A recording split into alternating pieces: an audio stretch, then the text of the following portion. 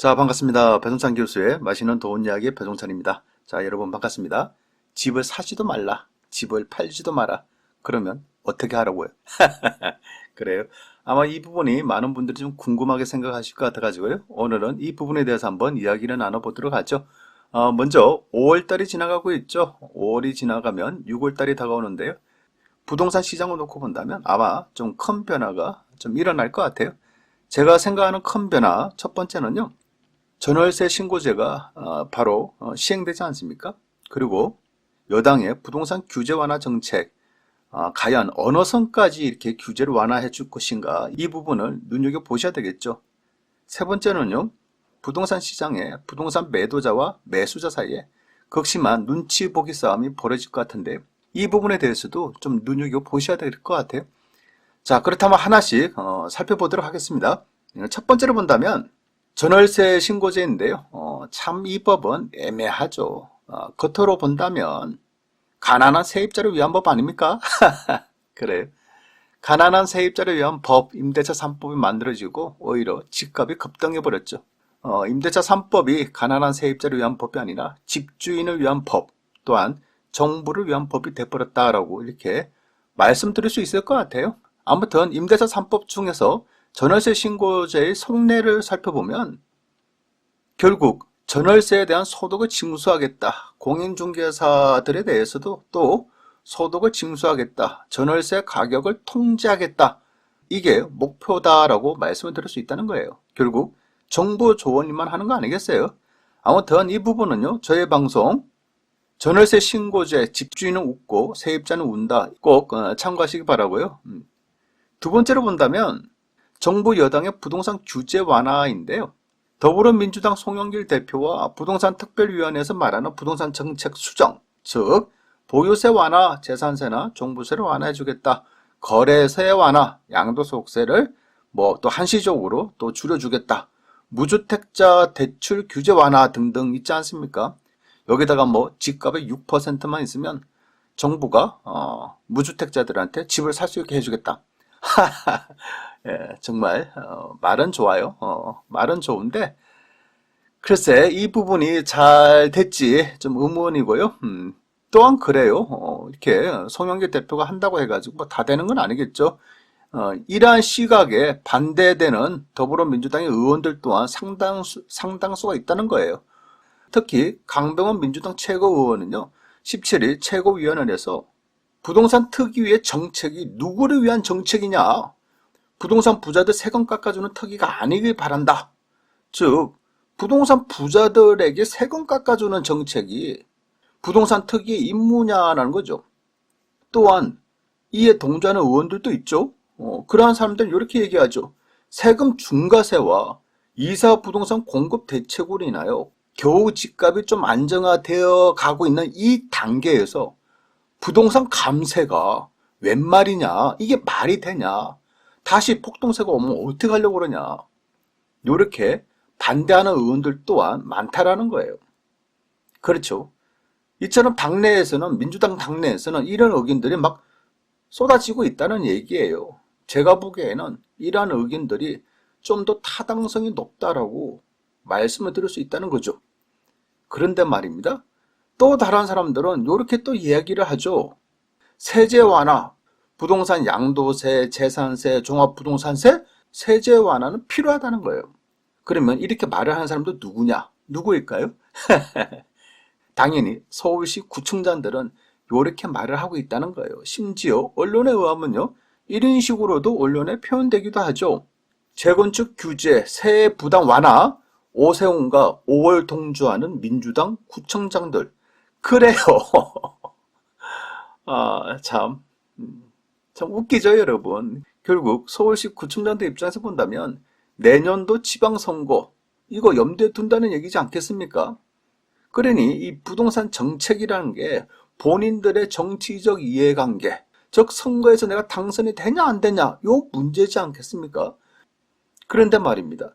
이러한 정치적 이해관계와 이러한 경제적 이해관계에 의해서 부동산 정책이 움직인다는 것이 이게 말이 되냐는 거예요. 정말 어처구니가 없는 그런 상황들이 아직까지도 계속 나타나고 있다는 겁니다. 이렇게. 그리고 마지막 세 번째로 본다면요. 부동산 시장에 지금 극심한 눈치 보기가 벌어지고 있는 거예요. 어때요, 여러분? 이제 부동산을 넣고 보이는 화면처럼 이제 결투를 준비하고 있다는 거예요. 누가 먼저 총을 쏘냐, 누가 먼저 파냐, 누가 먼저 살 것이냐, 이런 부분에 대해서 지금 결투가 벌어지고 있는 것 같아요. 매도인 입장에서 본다면요, 안 팔아.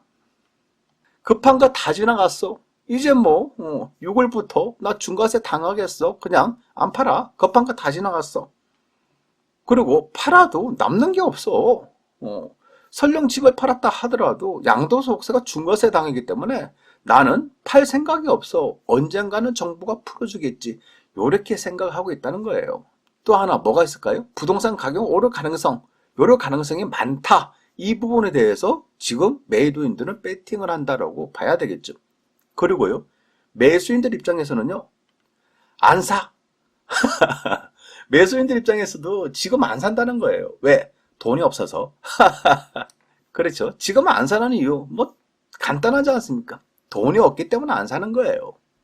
그런데 또 어떻게 본다면 이런 부분도 있어요. 돈이 있어도 지금 사기에는 너무 두렵다는 거예요. 즉, 지금 가격은 너무 비싸기 때문에 안 산다라고도 이렇게 표현을 할 수도 있다는 얘기죠. 여기다가 이제 뭐 금리 인상까지 조만간 할 수도 있기 때문에 금리 인상이 되게 되면 그때 시장의 분위기를 봐서 그때 움직이겠다. 따라서 지금은 안 사. 이런 생각을 가지고 있다는 거예요. 그리고 또 하나는 명의가 없어요. 명의가 없어. 사람이 없다는 얘기예요. 맞아요. 그동안 본인이 여러 채의 아파트를 가지고 있었다면 또 내가 사고 싶어. 그럼 뭐 다주택자에 대한 부담이 너무 크지 않습니까? 그래서 가족들이나 친척들이나 지인들 중에 무주택자들, 그런 사람들 명의로 해서 뭐 아파트를 샀지 않습니까? 그런데 이제는 그러한 사람들조차도 없어진 거야. 왜? 너나 할 곳이 다 샀지 않습니까, 지금? 작년 하반기에 거래량이 또 터졌지 않습니까? 그 이후 올해 들어서 거래량이 급감했다는 얘기예요. 그러니 어떻게 보면 뭐다? 이제는 명의를 구할 사람도 없다라는 거예요. 결론적으로 본다면 매수할 사람이 없다는 거예요. 사람이 없어. 명의가 없어. 결국 팔 사람도 없고요. 살 사람도 없으니 거래량이 뚝뚝 떨어지는 장세가 이어진다는 거죠. 자, 그렇다면 오늘 이야기의 핵심, 지금 사야 할까요? 아니면 지금 팔아야 할까요? 여기에 대한 저의 생각인데요. 이건 뭐 저의 생각이니까 여러분들께서 뭐 참고만 하세요.